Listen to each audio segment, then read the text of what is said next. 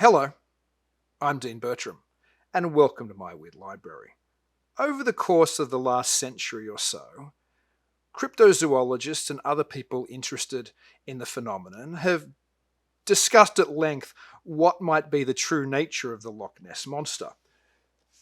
Not that long ago, I had Ken Gerhard on the live stream that I co-host with Jen Durrell every Saturday night at 11 p.m, Talking Weird, and you can still go back and find that episode on YouTube, where we discussed this book by Ken, The Essential Guide to the Loch Ness Monster and Other Aquatic Cryptids. It's a great overview of the topic, of the history of the phenomenon and what different people have suggested it is. And Ken himself posits the idea that it's a basilosaurus, which is a type of thought to be long extinct whale, essentially.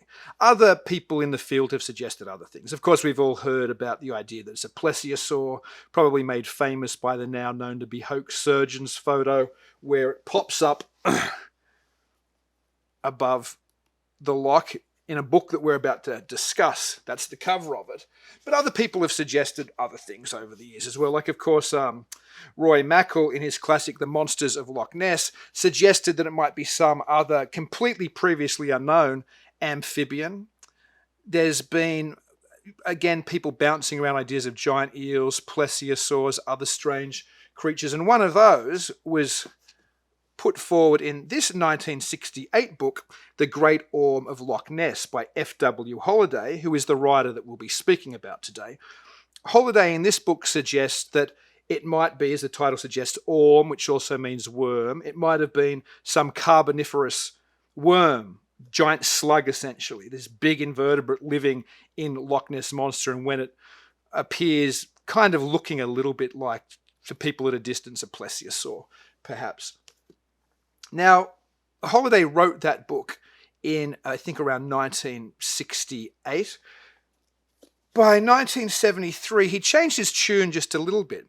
He still suggested that perhaps it was a giant worm, but in The Dragon and the Disc, an investigation of the totally fantastic, he began to see something else. He began to see patterns in ancient Neolithic belief systems, or Bronze Age belief systems in particular in Britain, of this worship of the dragon and the disc. And the dragon, according to Ted, also F.W. Holliday was also known as Ted Holliday, was likely to be the same type of creature living in Loch Ness and in other lakes and lochs in the British Isles, that it was perhaps this carboniferous worm-type creature. But regardless, they were thought of as dragons back in the day. So many dragon tales in that part of the world particularly had them coming out of the water. And he, by examining things like burial mounds and Neolithic, I suppose, architecture and various art forms from that period, he saw that the dragon was very important to these people's belief systems. He also recognized something else. Things which other people might have suggested were representations of the sun or the moon, or perhaps even female breasts in fertility type cults, he actually thought were representations of a disc, a flying saucer, if you would. And that there was this belief system, as the book suggests, the dragon and the disc is what F.W. Holliday called the belief system. And that was that the dragon was this type of evil or satanic influence, and on the other side was the disc, which was this kind of heavenly, good, godlike influence. Now, it wasn't that he was necessarily suggesting that these things were extraterrestrial or these things were lake monsters, because as the book progresses, he begins to suggest that a lot of this almost seems paraphysical. His book is in many ways reminiscent of other popular books of the day, particularly Erich von Däniken's Chariots of the Gods, which had just dropped a few years previously, in that he looks at ancient architecture and art and legends and takes it to be something other than what traditional archaeologists are suggesting, in this case, flying saucers and lake monsters. But it isn't the way that Erich von Däniken kind of suggested that people in the past mistook extraterrestrials and spaceships as gods. Instead, what I find charming about this book, and particularly useful, is that Holliday suggests that the people in the past were closer to this phenomenon and perhaps had a better sense of what it actually was and looked at it in many ways less literally than we do. By the end of the book, he starts to drift into a speculative chapter where he begins to even bring in other paranormal phenomena. So he begins to bring in things like ghosts and fairies, and he thinks that all of this might somehow be coming from the same root source. And there you start to see the influence of John Keel, whose Operation Trojan Horse had only been released not that much previously to The Dragon and the Disc. And certainly Keel and Holliday were colleagues. Indeed, Keel writes one of the back cover book blurbs praising the book The Goblin Universe. Now, Holliday died in the late 70s, 1979, I believe.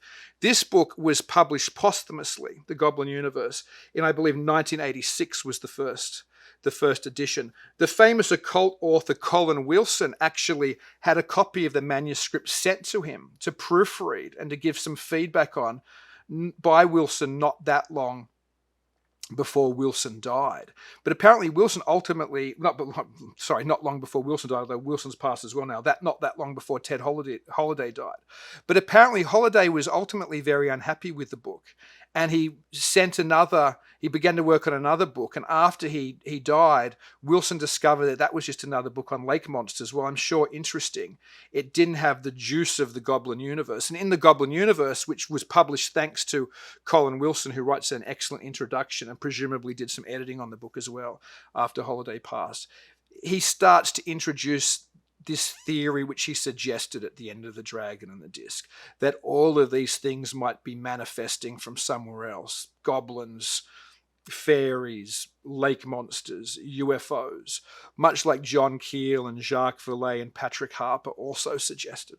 So it's another wonderful book for people who are interested in that type of para-ufology or esoteric ways of looking at this phenomenon. But The Dragon and the Disc is a wonderful book. It's a shame that we didn't have actually Holliday around longer to write more books along that line, because he's one of the greatest thinkers, I think, in the field. One of the people really prepared to look at ideas that weren't being picked up or spotted by other people. And anybody who's interested in people like John Keel, again, or Jacques Vallée, Patrick Harper, Keith Thompson, any of those type of really insightful authors would, I think, enjoy picking up either The Dragon and the Disc or The Goblin Universe. Either of these books really should be on anybody's bookcase who is interested in those type of things. I enjoyed chatting to you today about one of my favorite books of all esoterica, The Dragon and the Disc. As strange and perhaps as off target as it occasionally is, I think it's allegorically on target, if that makes sense. So until we chat again, which I'm really looking forward to, keep it weird.